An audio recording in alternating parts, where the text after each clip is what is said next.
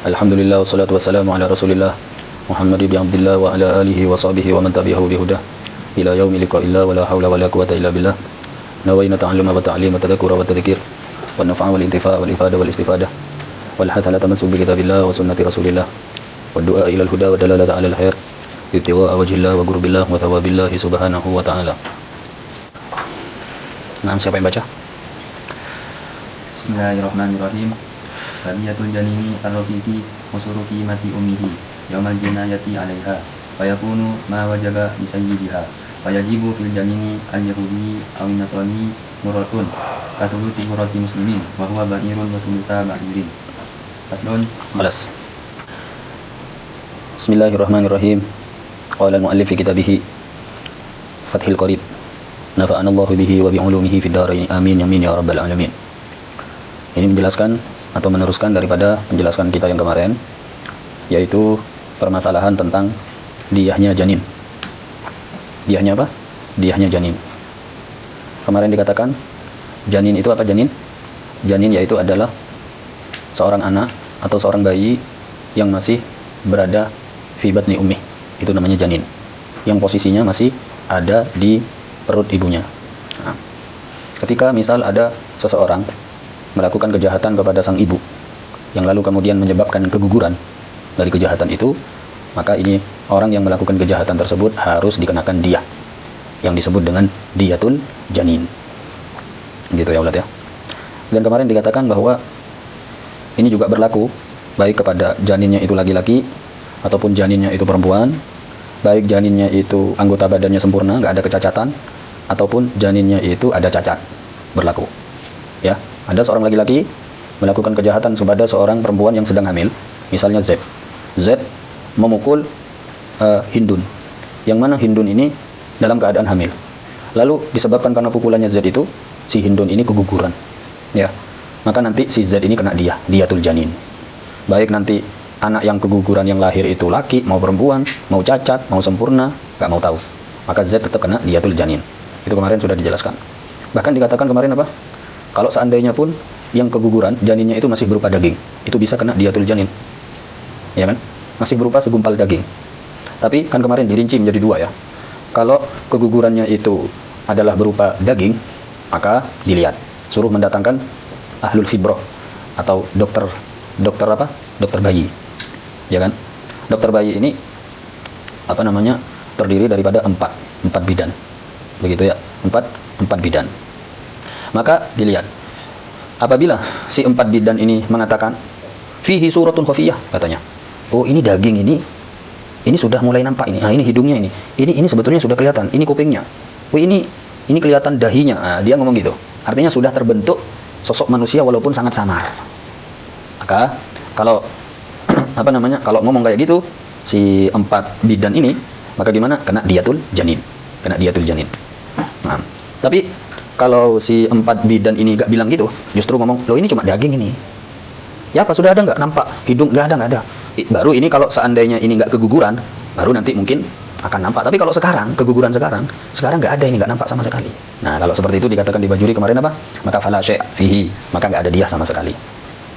Dan ini juga berlaku kemarin dikatakan apa?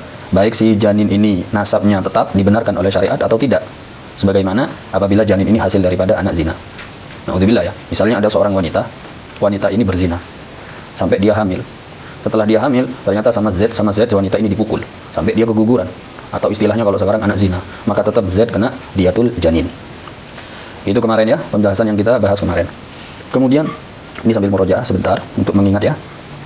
Kemudian dikatakan kemarin berapa kalau diyatul janin? Kalau diyatul janin apabila janinnya itu merdeka dan apabila janinnya itu muslim, maka nanti si Z ini harus terkena dia, yaitu membayar gurroh. Apa itu gurroh? Gurroh itu kemarin ada sedikit kesalahan ya. Ternyata setelah saya cek bukan memerdekakan budak, tapi memberikan budak kepada ahli warisnya si janin. Gitu. Memberikan budak kepada ahli warisnya si janin. Nah gitu. Jadi nanti seperti Z ini, apa Z ini? Z ini wajib dia memberikan budak, baik budak abdun laki-laki ataupun budak perempuan. Kan begitu kemarin. Ya. Kalau saya tidak punya, ya beli budak. Budak ini nanti diberikan kepada siapa? Kepada ahli warisnya si janin. Ahli warisnya janin. Siapa ahli warisnya janin? Ya dilihat di faraid. Kalau anak mati, maka mewariskan, kalau punya harta, ada anak mati punya harta, maka nanti diwariskan ke siapa itu hartanya. Kan ada faraid itu. Apa bapak dapat berapa, ibu dapat berapa, kan ada itu semuanya. Maka nanti guroh ini diberikan kepada ahli warisnya si janin. Gitu. Kemudian kemarin dikatakan, cuma kemarin kurang begitu rapi ya. Sebetulnya rinci kemarin, tapi kurang begitu rapi. Ini kita rapikan sedikit. Tapi guroh ini, ya Allah, ternyata memang ada 8 syarat. Si Z ini kan wajib memberikan guroh apabila terpenuhi 8 syarat. Yang pertama, idza infasola mayitan. Kemarin kan dikatakan gitu. Apabila si janin ini infasola, lahir dalam keadaan menjadi mayit, mati. Jadi dipukul sama Z, perempuan ini dipukul sama Z, si Hindun ini lahir langsung mati. Nggak ada tanda-tanda kehidupan. Artinya berarti si janin ini kemungkinan besar atau diyakini dia mati sejak dari dalam kandungan. Lahir langsung mati, itu syarat pertama. Syarat yang kedua, bijinayatin mu'firatin fihi ala ummi. Ya. Yang kedua yaitu adalah lahirnya atau kegugurannya itu disebabkan karena adanya jinayah. Adanya jinayah yang apa? Yang diberlakukan oleh Z kepada ibunya janin. Jadi Z ini mukul ibunya. Ya, Z ini mukul ibunya, begitu. Bukan pas Z ini mukul bapaknya. Misalnya Z mukul bapaknya janin, dipukul. Karena ibunya ketakutan. Si Z nggak ada nakut-nakutin ibu, nggak ada. Kebetulan ini Z tengkar sama bapaknya janin. Karena ibu ini ketakutan sampai dia keguguran. Maka gimana si Z? Ya Z nggak kena diatul janin. Kenapa? Karena jinayah yang dilakukan oleh Z bukan kepada ibunya, tapi kepada sang bapak. Itu syarat yang kedua. Paham ya insyaallah ya? Syarat yang ketiga, apa? Antakuna ummuhu hayyah. Itu syarat yang ketiga, ini penting. Yaitu apa? Si ibu harus dalam keadaan hidup. Kapan? Ketika kelakuan jinayah, ketika terjadinya jinayah. Z mukul Hindun, itu syaratnya di saat terjadi pemukulan itu si Hindun harus dalam keadaan masih hidup. Gitu. Berbeda kalau Hindun ini mati. Ada Hindun, perempuan namanya Hindun, hamil, mati. Ya kan ya? Setelah mati dipukul sama Z. Des. Setelah dipukul, subhanallah, ternyata mungkin pukulannya kasar, berat atau gimana, sampai keguguran ini si mayitah ini. Si Hindun yang mati ini sampai keguguran. Maka dikatakan kalau seperti ini ya nggak kena dia. Kenapa? Karena jinayah atau kejahatan, pukulan yang dilakukan oleh Z kepada Hindun, itu Hindun sudah dalam keadaan mati. Itu syarat yang ketiga. Ada 8 ya Allah. Kemudian syarat yang keempat apa? Ayyakunal janin maksuman. Yaitu si janin ini adalah janin yang maksum, bukan muhaddarud dam. Apa maksum? Maksum dikatakan ada kalanya dia orang muslim, ada kalanya dia orang kafir, tapi kafirnya itu bukan kafir harbi dan bukan murtad. Yaitu kafir dhimmi, yaitu dan juga kafir muahad atau kafir musta'man. Itu namanya maksum. Begitu ya. Kemudian yang kelima yaitu adalah ayyakunal janin madmunan 'alal jani waqtal jinayah. Ya kan? Ayyakunal janin madmunan 'alal jani waqtal jinayah. Maksudnya gimana? Ketika terjadi pemukulan Z kepada Hindun, maka syaratnya si janin yang ada di dalam kandungan Hindun itu, dia itu posisinya apa? Madmunan 'alal jani. Madmunan 'alal jani, yaitu adalah seorang janin yang ditanggung atau yang menjadi tanggung jawab terhadap si Z kepada si pelaku. Artinya begini, kita ini kalau ngerusak barangnya orang, maka kita harus dibindai tanggung jawab, ya kan? Kalau kita ngerusak barang orang, berarti barang itu madmun alaina. Kita harus, maka barang itu ditanggung jawabkan kepada kita, berarti kita harus bertanggung jawab. Kita ngerusak motornya orang, maka barang itu berarti madmun alaina, madmun alal jani. Paham ya? Nah, ini sekarang Z memukul Hindun yang dalam keadaan hamil. Ya kan? Subhanallah, ternyata janin yang ada di dalam kandungan Hindun ini adalah seorang janin yang dijadikan tanggung jawab atas kerusakannya atas si Z. Ya. Maksudnya gimana Ustaz? Berarti bukan pemiliknya. Soalnya al-malik, seorang pemilik barang, kalau merusak barangnya sendiri nggak ada kewajiban untuk menanggung. Kan begitu? Misalnya kita punya HP kita sendiri, kita beli sendiri, lalu kita yang ngerusaknya. Wajib nggak menurut syariat kita menanggung untuk memperbaiki? Nggak wajib. Semaunya kita. Kita mau memperbaiki ahlan wa sahlan, kita nggak mau memperbaiki ahlan wa sahlan. Berarti nggak madmun alal jani. Dan syarat yang kelima ini apa? Si janin itu memberikan atau wajib ditanggung, ya, madmunan, wajib ditanggung oleh si Z, oleh si pelaku. Artinya apa kasarnya? Kasarnya berarti si Z ini bukan pemiliknya janin. Si Z ini bukan pemiliknya janin, waqtal jinayah.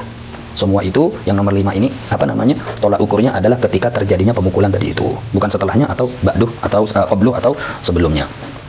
Nah, kemudian yang keenam ya Allah, apa? Ala suratil adami walau khafiyah. Yang keenam syaratnya janin yang keguguran itu memang harus sudah berbentuk manusia. Walaupun bentuknya itu masih samar seperti tadi kasus apa? Arba'atu qawabil. 4 apa? 4 bidan tadi itu, walau khafiyah. Walaupun masih samar. Nah, kemudian yang ketujuh, ayyakunal janin hurran musliman. Ini sudah jelas sebetulnya ini ayyakunal janin hurran musliman. Si janin ini harus janin yang merdeka, bukan budak, bukan janin budak. Ya kan ya? Harus janin merdeka. Nah, musliman, dan dia harus janin yang muslim. Dan yang kedelapan yaitu adalah antakuna ummuh maksumatan halal jinayah.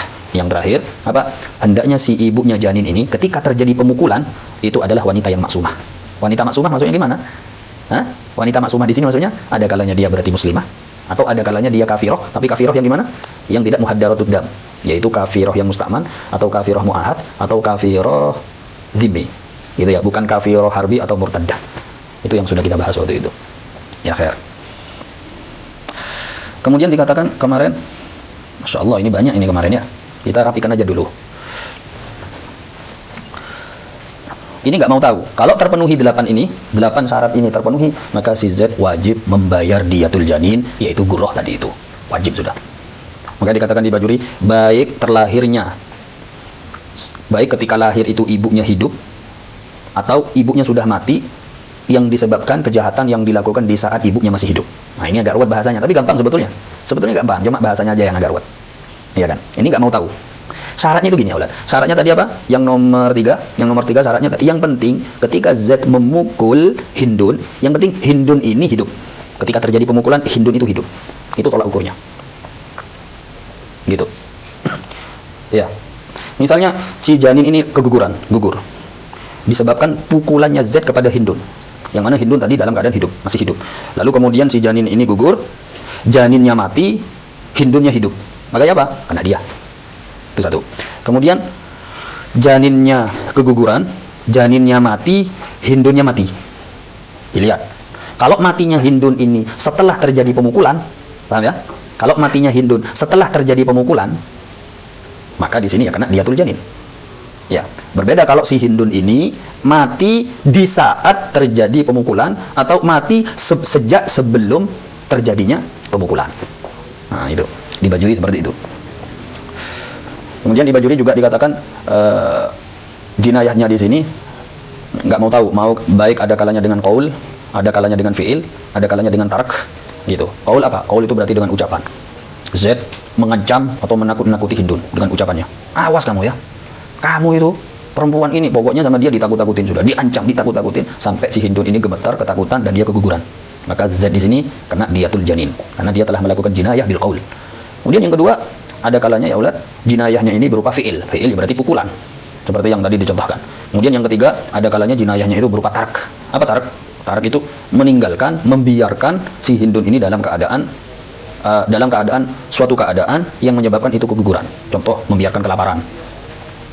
Ya kan ya? Si Z ini mungkin suaminya Hindun. Hindun ini apa namanya? Hindun ini apa? Hamil. Karena terjadi percekcokan, walhasil subhanallah, ternyata si Z ini membiarkan Hindun tidak dikasih nafkah sampai kelaparan. Kelaparan sampai subhanallah sampai keguguran. Maka ini si Z wajib kena diyatul janin karena jinayahnya apa? Jinayatut tark. Begitu. Kemudian yang keempat, berupa juga jinayah, yaitu adalah berupa puasa yang dilakukan oleh Hindun sendiri. Kemarin dikatakan begitu ya.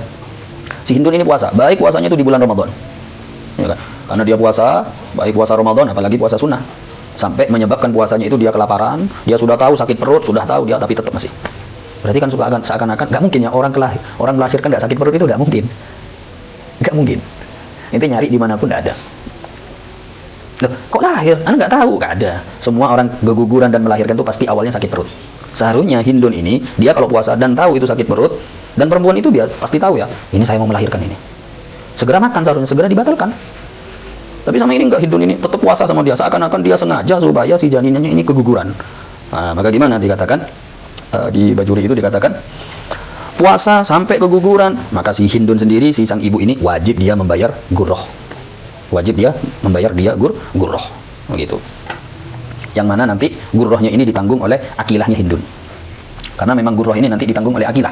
Statusnya itu seperti dia mukhaffafah. Gurroh itu statusnya seperti dia mukhaffafah yang ditanggung sama akilah nanti ya. Nah, terus gimana kalau si janin ini punya harta? Sudah mati ini. seakan-akan dibunuh sama Hindun. Karena Hindun ini puasa tadi, maka dikatakan di Bajuri, si Hindun nggak bisa menerima atau mendapatkan warisan dari si janin ini. Ada seorang anak membunuh bapak, dibunuh itu bapaknya. Bapaknya kaya, punya warisan yang sangat banyak. Maka si anak nggak bisa mendapatkan warisan. Karena al-qatil, pembunuh, tidak bisa mendapatkan warisan. Nah, Masya Allah. Kemudian dikatakan juga di Bajuri terusannya kemarin apa? Kecuali apabila si Hindun ini apa? Minum obat yang menyebabkan dia keguguran. Tapi ini tentu tidak disengaja ya. Mungkin dia itu la ilaha illallah, mungkin dia itu pusing. Si Hindun ini pusing sehingga dia datang ke dokter.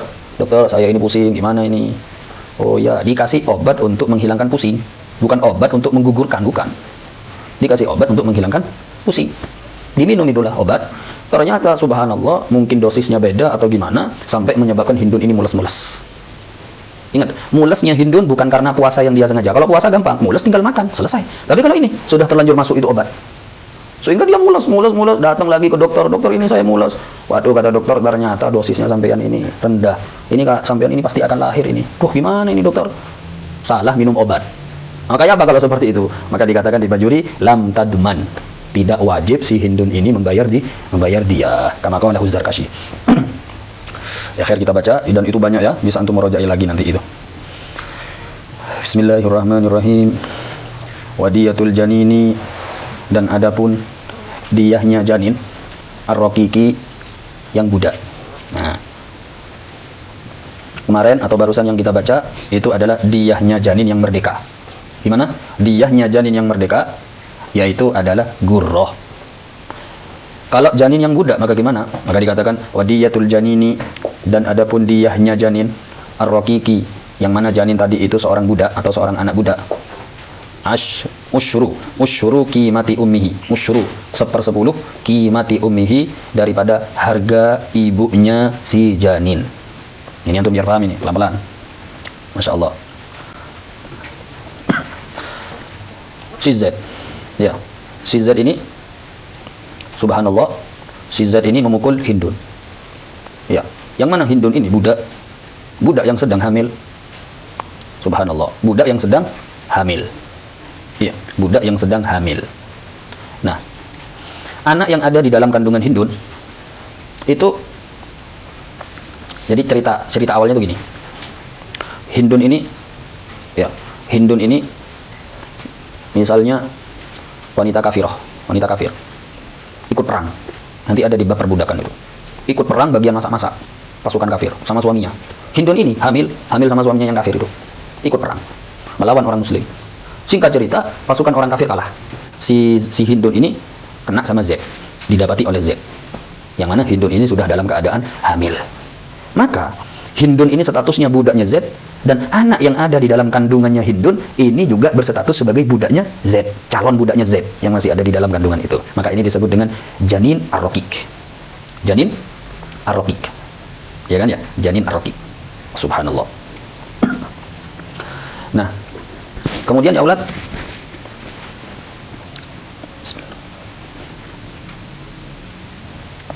sudah si Hindun ini jadi budaknya Z sekaligus sama janin yang ada di dalam kandungannya.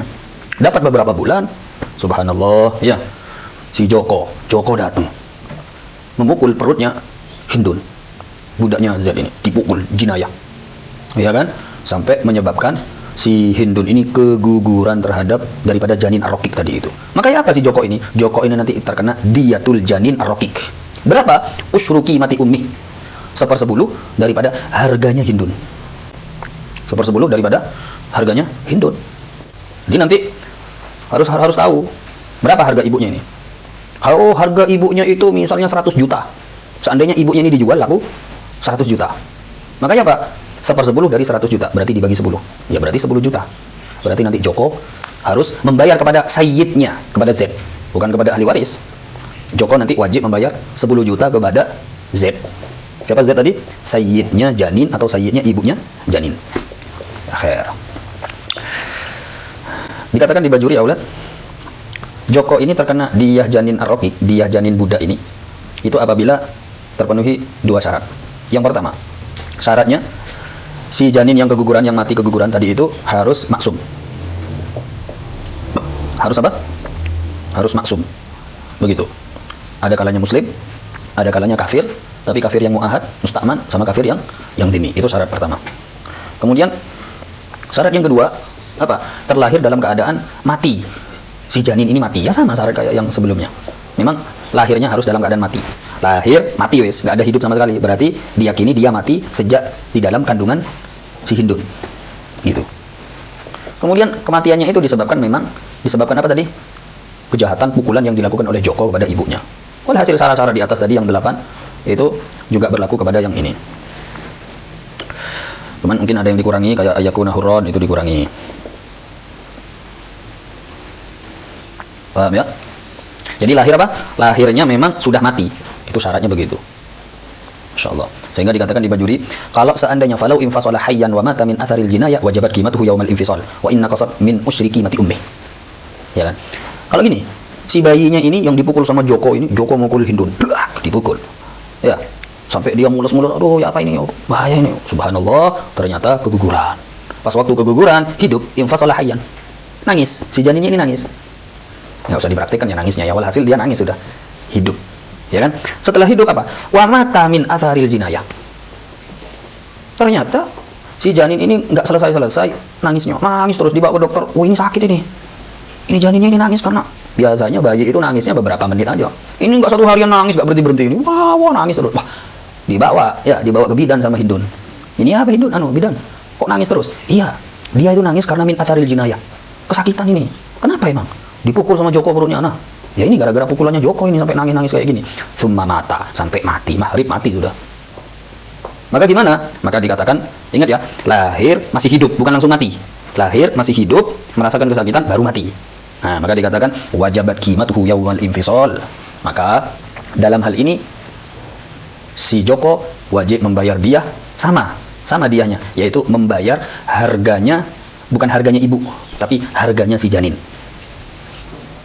Harganya si janin di saat dia sudah lahir. Jadi nanti mungkin pergi ke tempat perbudakan.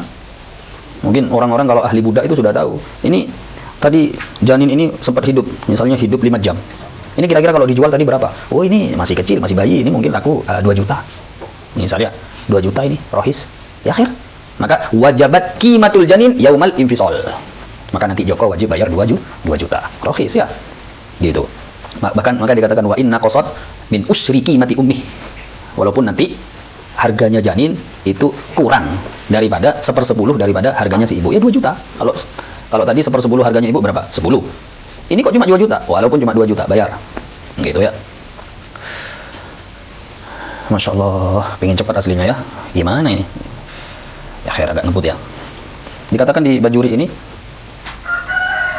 walau kana al-jani ala ummil janin ar-raqiq mamluka sayyid lam yajid alihi mamluka sayyid lam yajid alihi syai'un hatta law kanat hiya al-jinayah ala nafsiha ma kauniha amatan li sayyid lam yajid 'alaiha syai'un idh sayyidu la yajibu lahu ala raqiqihi syai'.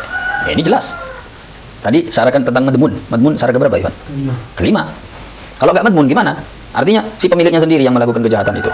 Bukan Joko, tapi Z mukul perutnya Hindun, si sayyidnya sendiri. Dipukul sama Z. Kamu ini budak meler, luat dipukul budak meler ini, si Hindun ini. Suka keluyuran ke orkes, suka keluyuran ke karaoke, suka diem di warung remang-remang. Parah ini katanya Z. Langsung dipukul itu ya. Si siapa? Si Hindun ini. Dipukul sama Z. Yang mukul sayyidnya sendiri. Pertanyaannya, kalau yang mukul sayyidnya sendiri, apakah si sayyid ini wajib membayar? Ya enggak lah. Enggak wajib madmun. Kenapa? Itu ngerusak barangnya sendiri kok. Orang kalau ngerusak barangnya sendiri, itu enggak wajib apa-apa. Enggak wajib. Jangankan janin, bahkan seandainya kalau Z ini membunuh siapa? Hindun. Z memukul membunuh Hindun, memukul budaknya sendiri, enggak ada apa-apa, enggak kena diah wala apa. Karena ngerusak barangnya sendiri. Gitu. Karena budak itu statusnya seperti barang, bisa dijual, belikan. Paham ya? Ya khair. Kalau yang memukul Z ya enggak ada apa-apa. Maka dikatakan hatta law kanat hiyal jinayah ala nafsiha. Z mukul si Hindun. Ma'a kauniha amatan li sayyid. Enggak ada. Tapi nanti ya tertentu terkena ya, namanya ini manusia, pasti nanti ada hukumannya. Tapi bukan dia. Pukulannya apa? Hukumannya bukan di dia. Mungkin takzir atau dari pemimpin nanti di penjara atau apa, tapi bukan di dia. Gitu. Berapa tadi? Usyruki mati ummih. Tadinya dari berapa? Ya dibagi 10. Ya kan? Karena ibunya ini kan juga budak. Ibunya kan budak. Seandainya ibunya ini dijual laku 100 juta, dibagi 10, berarti 10 juta. Ya kan? Dikatakan di Bajuri, baik itu si ibu ini berstatus budak yang mudabbaroh, atau budak yang mukatabah, atau budak yang mustawladah. Mau model budak apapun si ibu ini, yang penting kalau dijual, dikira-kirakan dijual, ini harganya berapa, lalu nanti dibagi 10. Wadah. Jelas. Ya khair. Begitu. Timbul pertanyaan di sini. Ustaz, Anda mau tanya. Ya, kenapa? Gini Ustaz. Nah, kalau ibunya itu merdeka gimana? Kalau ibunya budak, gampang, tinggal tanya ke pasar budak. Berapa harga Hindun? Oh, Hindun harganya 100 juta, bagi 10 selesai. Masalahnya sekarang Hindun ini merdeka. Orang merdeka nggak bisa, nggak ada harga. Masa orang merdeka mau dijual belikan? Hindun ini merdeka ya ulad. Anaknya budak. Loh, ya apa ini Ustaz? Faham mana gambarannya? Nggak dikatakan di Bajuri, gambarannya itu adalah wa suratu dzalika an takuna al amatan syakhsi wal janinu li akhara bi wasiyatin. Fayatikuha malikuha wa yabqal janin ala rikihi fa idza jana syakhsun ala ummihi wa alqathu wajaba alaihi usyru qimati ummi bi taqdiriha raqiqatan. Itu di Bajuri seperti itu. Jadi begini ya ulad, ceritanya itu begini. Ini ada ceritanya ya. Kisahnya itu begini. Masya Allah. Si Hindun ini hamil. Hamil. Hindun ini statusnya menjadi budaknya Z. Paham ya? Menjadi budaknya Z. Hindun budaknya Z. Tapi anak yang ada di kandungannya Hindun ini sama, jadi budak juga. Menjadi budaknya, anggaplah budaknya Joko. Lain cerita ya, bukan cerita yang tadi. Ini lain cerita, cuma orangnya sama. Hindun budaknya Z. Hamil. Anak yang ada di dalam kandungan Hindun itu budaknya Joko. Loh, kok bisa Ustaz? Joko dapat dari mana? Kok enak banget ini Joko ini? Kan begitu. Ya, ternyata Joko ini dapat dari wasiat. Dapat wasiat Joko ini. Subhanallah. Berarti ini dicontohkan ya. Apa? Misal ini contohnya, si Z ini punya bapak, namanya siapa namanya ya? Sini ada namanya Samsul, nggak ada ya? Aman ya Samsul ya? Aman Irwan. Nah, biasanya si Z ini punya bapak namanya Samsul. Ya, aman ya tapi ya? Nggak takutnya ada orang tua atau gimana? Ivan. Aman ya? Ya. Si Z ini punya bapak namanya Samsul. Nah, Samsul ini punya budak si Hindun ini. Jadi gini, Samsul punya budak, Hindun hamil.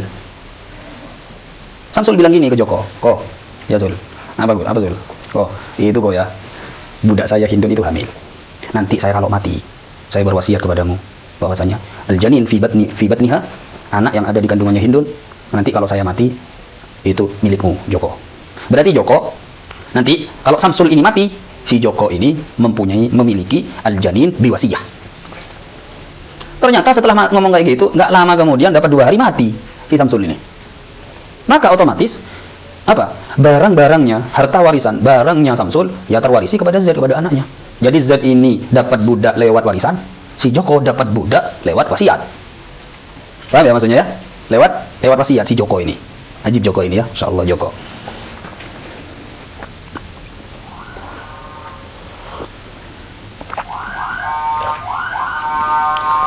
Ya Allah bagus ya. Gimana lagi ini?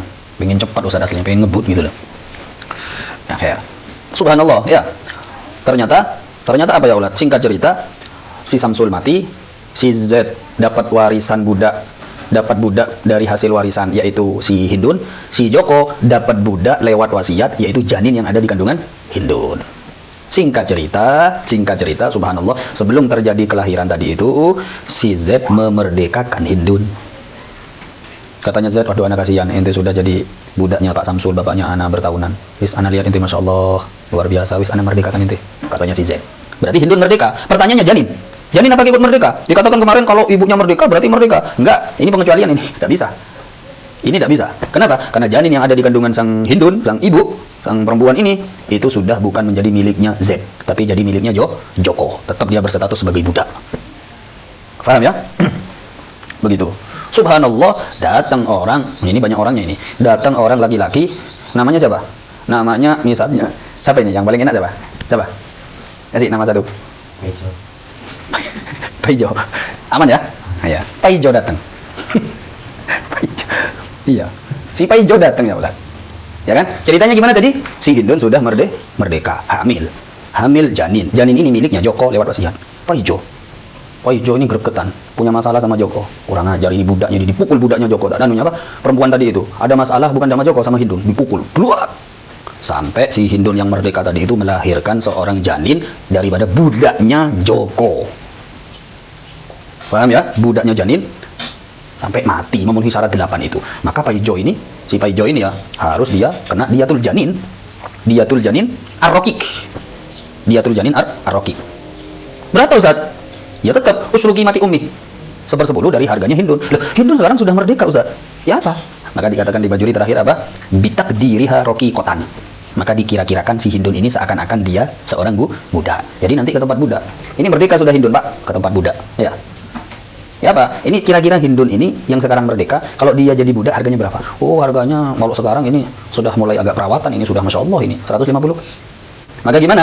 1/10 daripada 150. Berarti 150 dibagi 10. Ditakdir seperti itu. Mungkin cukup itu aja ya. Ini sebetulnya banyak ini ya, nggak banyak sih, tinggal sedikit, tapi ini wajib besok insya Allah.